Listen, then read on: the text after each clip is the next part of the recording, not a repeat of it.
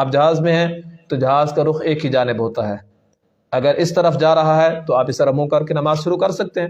اور اگر جہاز واپس پاکستان کی طرف آ رہا ہے تو آپ الٹا منہ کر کے اس طرف منہ کر کے نماز پڑھ سکتے ہیں۔ جہاز کی ابتدا میں آپ کو منہ قبلے کی طرف ہونا چاہیے۔ نمبر 2 یہ کہ یہ جو ہماری چلتی پھرتی سواریاں ہوتی ہیں،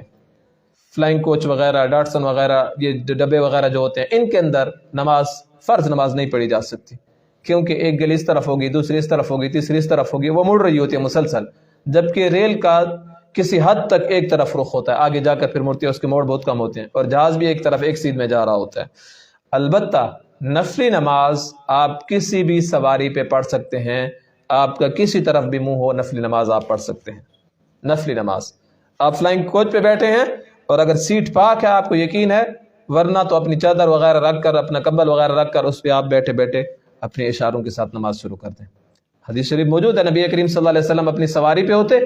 اونٹنی وغیرہ پہ ہوتے، اور نبی کریم صلی اللہ علیہ وسلم نوافل شروع کر دیتے، تو آپ اس پہ بھی عمل کر سکتے ہیں۔ ایک دفعہ ہمارے ایک دوست تھے، ان کی دستار بندی تھی پیزوں میں، تو ہم وہاں پہ گئے، ہمارے مدرسے کے اساتذہ تھے، ہمارے ساتھ طالب علم بھی تھے، ہماری اسپیشل اپنی کوچ تھی، تو فرنٹ سیٹ میں بیٹھا ہوا تھا اور میرے ساتھ میرا ایک کلاس فیلو تھا۔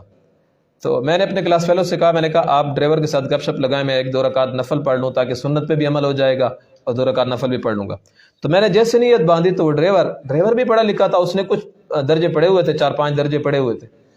تو وہ دوسرے کی طرف منہ کر کے کہنے لگا یہ کیا کر رہا ہے؟ اس نے کہا نوافل پڑھ رہا ہے، ہمارا منہ تو اس طرف ہے،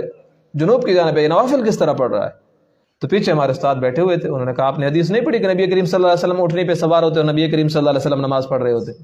اس نے کہا اچھا ٹھیک ہے، مجھے اس مسئلے کا پتہ نہیں تھا۔ تو نفلی نماز آپ پڑھ سکتے ہیں، آپ کوچ میں بیٹھے ہوئے ہیں، ڈاٹسن میں بیٹھے ہوئے ہیں، کسی چیز پہ بھی بیٹھے ہوئے ہیں، جس طرح بھی منہ ہو نفلی نماز آپ پڑھ سکتے ہیں، شرط یہ کہ جس سیٹ پہ آپ بیٹھے ہیں وہ سیٹ پاک ہونی چاہیے، ورنہ اس کے اوپر چادر کیونکہ مختلف قسم کے لوگ سفر کرتے ہیں، بچے بھی سفر کرتے ہیں، عورتیں بھی سفر کرتے ہیں، پاکی ناپاکی کا کوئی پتہ نہیں چلتا، چادر وغیرہ رکھ کر آپ نماز پڑھ سکتے ہیں۔